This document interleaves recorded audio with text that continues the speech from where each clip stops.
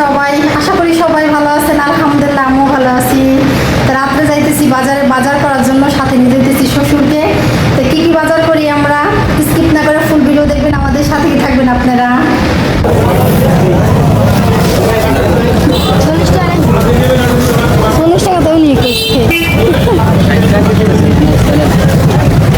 বাজার করে চলে আসছি আমরা।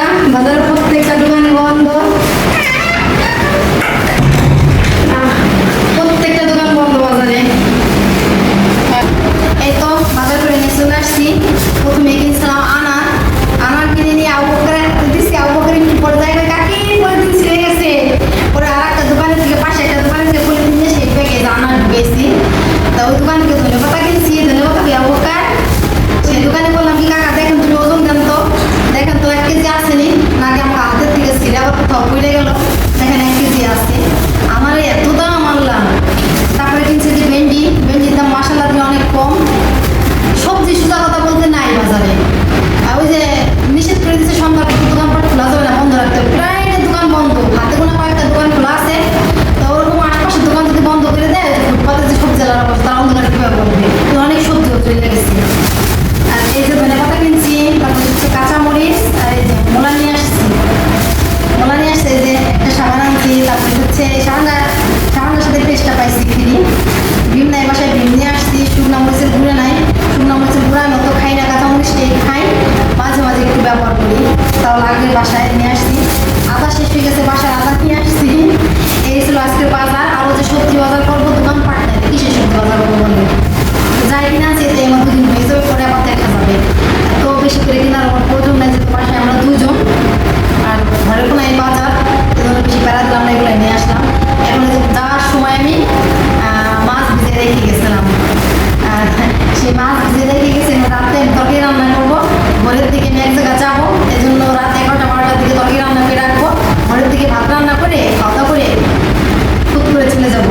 এই জন্য রাত থেকে রান্না শুরু করতেছি। এগুলো গোছ গাছ করি আগে না।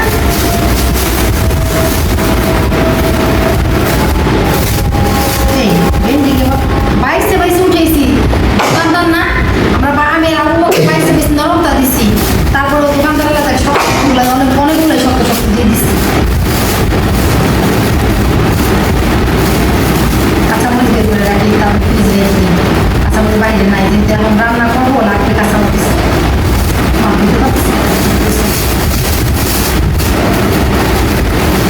আবু বকর এই পাশে কাঁচামরিচ বিক্রি করবো লাগছে 1 কেজি 20 টাকা 30 টাকা জানো না। আর ওই পাশে এগুলো একটু দাম বেশি হইলে মরিচগুলো একটু ভালো।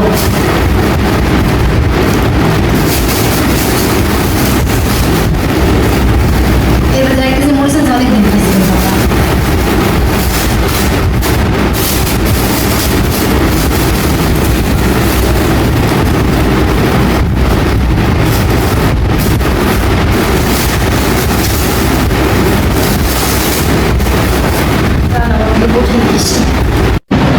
বাজারে যাওয়ার আগে মাছ ভিজিয়ে রেখে গেছি, এই জন্য যাই সে যাতে আমি রান্না করতে পারি। মশলাও বের করে রেখে গেছি। তার মাছ ভিজেছি হচ্ছে ট্যাংরা মাছ, এই যে 2 টুকরা ট্যাংরা মাছ ভিজেছি। আর এই যে বাইন মাছ ভুনবো, আর মোলা দিয়ে আঠা করে এই ট্যাংরা মাছ রান্না করব। এই তো কাটাকাটি শেষ করে রান্না করতে চলে আসছি। এদিকে যে মূলা দিয়ে আলু দিয়ে হচ্ছে ট্যাংরা মাছ রান্না করবো। এদিকে ধনে পাতা পেঁয়াজ মরিচ কেটে নিছি। বাইন মাছ দিয়ে আলু দিয়ে ভুনবো, তার জন্য এই আলু কাটছি। আর এই যে পাটায় বাইটে নিছি আজকে, আদা জিরা আর পেঁয়াজ পাটায় বাটছি। পাটায় বাটা মশলা দিয়ে কিন্তু রান্না করলে অনেক মজা লাগে। আর রসুন ব্লেন্ডার করা আছে, ওইটার বাটি নেই। আর এইদিকে যে মাছ পরিষ্কার করে নিছি। মাছ ফ্রিজ এমনি তো পরিষ্কার করা ছিল, আরো সুন্দর করে কাইটে দিয়ে পরিষ্কার করে নিছি। মানে বাইন মাছের পেটটা তো কাটা ছিল না, কাইটে নিচ্ছি। এখন রান্না চড়াই দেব। আর এদিকে যে ভেন্ডি ভাজি করব, ভেন্ডি ভাজি করার জন্য পেঁয়াজ মরিচ আর ভেন্ডি ছোট ছোট করে সুন্দর করে কাইটে নিচ্ছি। তো ভেন্ডি ভাজিটা পরে করব, আগে মাছের তরকারি রান্না করে নিই তারপরে।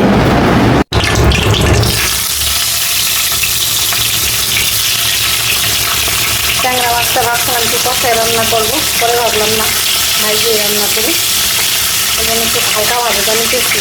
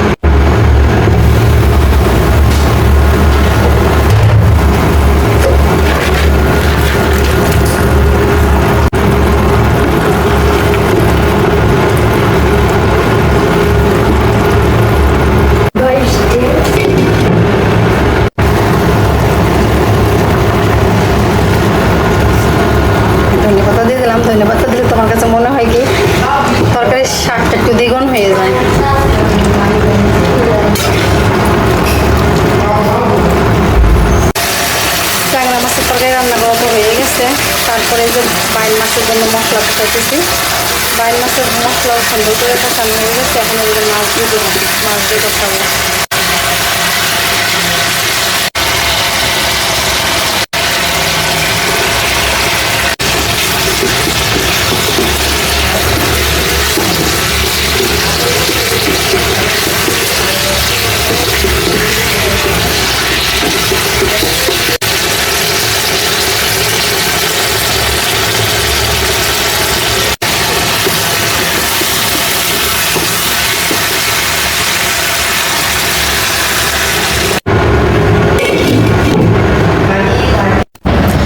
ট্যাংরা মাছ আর হচ্ছে বাইল মাছ ভুনার পরে আমি ডাইল উঠাই দিয়েছিলাম। ট্যাংরা মাছ আর বাইল মাছ রান্না করা হয়ে গেছে, তা ভাবলাম যে এখন একটু হাতে মাখাই ডাল রান্না করি, তারপরে ভেন্ডি ভাজি করবানি। তার মাঝে এই অবস্থা হয়ে গেছে। ডাল যে কতক্ষণ বসে আমি রান্না করছি, এতক্ষণ আমার ভাত রান্না করাও হয়ে গেত, ভেন্ডি ভাজি করাও আমার হয়ে গেত। শালার সময়টুকু নষ্ট করলাম, ঘুমাই একটা সব শেষ করে দিলাম। কালকে রাত্রে তো ভিডিওতে বললামই যে রাত্রে তরকারি রান্না করে রাখতেছি, সকালে এক জায়গায় যাবো, এই জন্যই সকালে ভাত রান্না করে খাওয়া দাওয়া করে যাব।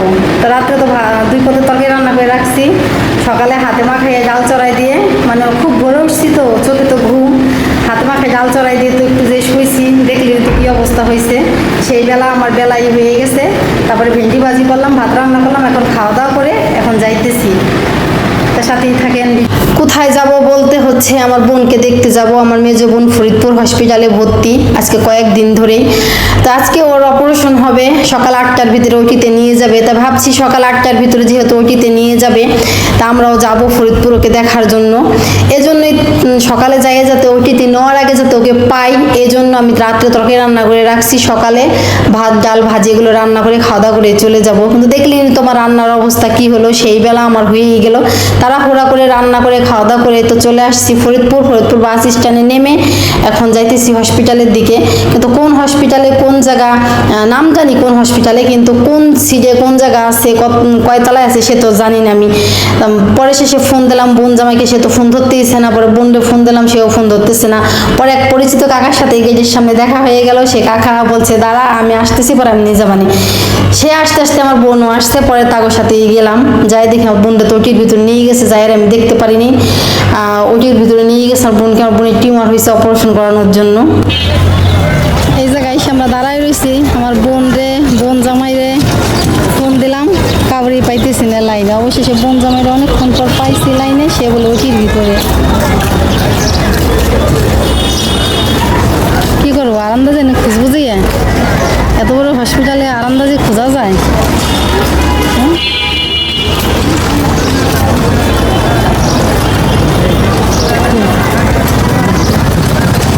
দেখছি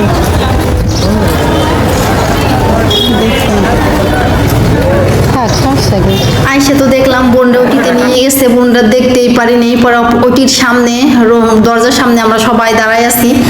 পরে শেষে যে অপারেশন করার পরে বাহিরে টিউমারটা দিয়ে দিছে, মানে পেটেও যে টিউমারটা হয়েছে সেটা বাহিরে দিয়ে দিছে, সবাই দেখতেছি আমরা। এত বড় একটা টিউমার হয়েছে, দেখেন এই যে কত বড়। কিন্তু পানির ভিতরে, এই পানি কি পানি জানি, এই পানি কিনে আনা লাগছে, সেই পানির ভিতরে এই যে বয়মি করে রাখছে, এটা ঢাকা পাঠাবে পরীক্ষা করার জন্য। কিন্তু এই জন্য স্পষ্ট আসতেছে না। কিন্তু দেখেন কত বড় একটা বয়মটা ভুইটে গেছে। এবারে এত বড় একটা টিউমার হয়েছে পেটের ভিতরে। আজকে অনেক দিন ধরেই কিন্তু হালকা হালকা ব্যথাও ভাবছে, গ্যাসের ব্যথা। কিন্তু এত বড় আকারের একটা যে হয়ে রয়েছে পেটের ভিতরে বুঝতেই পারে নাই। দেখেন কত বড় একটা। তা আমার বোন জামাই এনে সবাইকে দেখাইতেছে।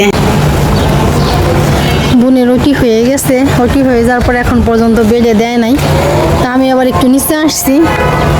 আসার পরে ভাবলাম এই জায়গাটা একটু ঘুরে আসি, চলেই তো যাবো, আর বেশিক্ষণ থাকবো না।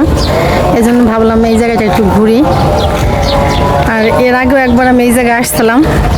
এই জায়গাটা আমার খুব ভালো লাগে, মানে এত সুন্দর লাগে এই জায়গাটা। অনেক বাতাস, এই জায়গা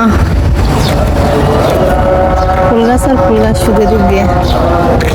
এটা হচ্ছে ফরিদপুর মেডিকেল কলেজ। হ্যাঁ, ও মা, ওই যে কি সুন্দর দেখেন গোলাপ ফুল গাছের বাগান করছে। চলেন ওইটা একটু দেখি। এটা কি সুন্দর গোলাপ ফুল বাগান।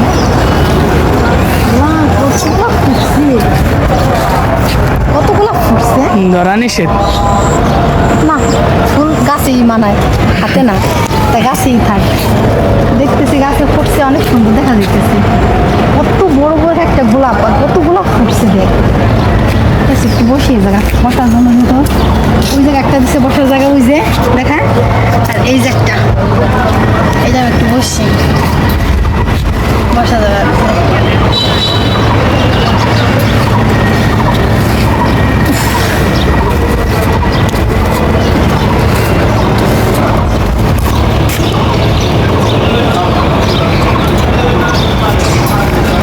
আমরা এখন এই জায়গা আমরা গাছ লাগানোর জন্য সুন্দর সিস্টেম করবা লাগছে। এইটা কি গাছ রে? পরে একটু বড়ই লাগছে। এই আমার সামনে কেমন দেখ,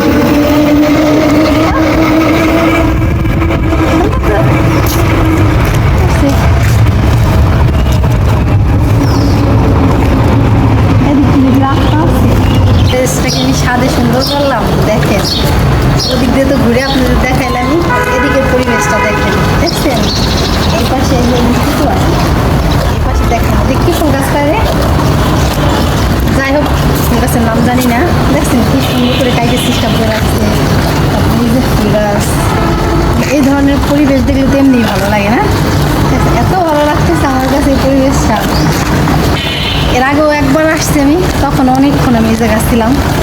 আজকেও কিন্তু চলে আসছি এই জায়গা আমার ভাগ্নেকে নিয়ে, চলো ওই জায়গা থেকে একটু ঘুরে আসি। এই তো ফরিদপুর থেকে চলে আসছি বাসায়। আমরা এমন একটা ব্যক্তি, বুঝছেন, ফরিদপুর কিন্তু ভাঙ্গা থেকে বেশি দূরে না। যার সময় বাসে গেছি, তাই আমাদের অনেক কষ্ট হয়েছে। আসার সময় আসছি আমরা অটোতে, বাসায় এসে এক একজন বেহুশ হয়ে গেছি। এই জায়গা থেকে এই জায়গায় গেছি আইসি, তাই আমরা বেহুশ হয়ে গেছি, বুঝছেন। আবার অটোতে যাতায়াত করছি। আমাদের মানে বেশি কোনো জায়গায় গাড়ি ভ্রমণ হলে, আমাদের গাড়ি ভ্রমণের কথা আগের থেকে শুনলেই আমাদের মাথা ঘোরায়। ভ্যানে আমরা ভ্রমণ করতে অনেক পছন্দ করি। মানুষ দেখি দিনের পর দিন গাড়িতে থাকে, এদিক যায় ওদিক যায়, এই কথা শুনলেই না কেন জানি আমার মাথা ঘোরায়। যেহেতু আমি গাড়ি ঘোড়ায় চলতে পারি না, আমার এই একটা সমস্যা।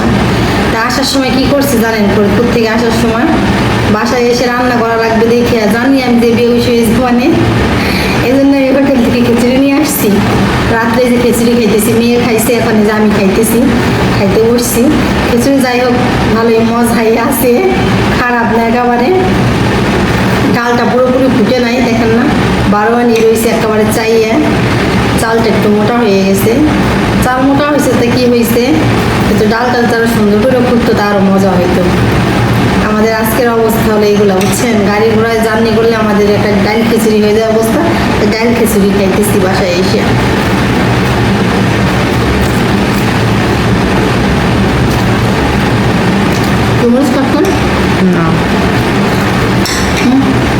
দুপুরে আমি তো খাবার নিয়েই গেছি। আবার আমার বোন জামাই হোটেল থেকে ভাজি, ডাল, ভাত অনেক কিছু কিনে আনছে। তার সাথে দিছে শসা, লেবু, পেঁয়াজ দানাই, কাঁচামরিচ দিছে। শসা লেবু খাওয়াই গেছে, মরিচ আর খাওয়াই নেই। মরিচ ছিল পলিথিনে, সেই মরিচ আমি খাইছি, একটুও ঝাল না, মনে হয় কি মিষ্টি মরিচ। সেই মরিচ আমি খাইছি। পরে আমি লেবু আর শসা ভাগে পাইনি, যেহেতু আমরা ছিলাম ওই জায়গা। আমার বোনের শ্বশুরে, যেহেতু আমরা অনেক মানুষ ছিলাম ওই জায়গা, এই জন্য আমি লেবু আর শসা ভাগে পাইনি, খালি মরিচ ভাগে পাইছি। আমার বোনের শ্বশুরে ফোন দিছে আমার দুলে ভাই বাহির থেকে। আমার মেজো বোনের আজকে অপারেশন গেছে, যেহেতু বললামই। আর মেজো বোনের জামাই তো বাহিরে থাকে, বাহির থেকে ফোন দিছে আমার তাওয়ের কাছে, মানে আমার মেজো বোনের শ্বশুরের কাছে।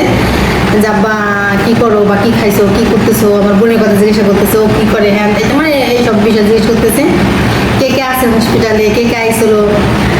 আরে কইস নে, তোর শাশুড়ি শুধু আসতে পারে নাই, তাছাড়া সব আইসে বরগোষ্ঠী তোর শ্বশুর বাড়ি। ছোটখাটো একটা কি জানি আয়োজন হয়েছে। তোর শাশুড়ি শুধু আসতে পারে নাই, তাছাড়া সব আইসে, ছোটখাটো একটা আয়োজন। ধরতে গেলে ছোটখাটো ভালো মিষ্টি দেওয়া যায়, এত মানুষ হয়েছে। আমার সিজারের সময় তো আমার মেয়ে যখন হইলো তখন রাত 2টা বাজে।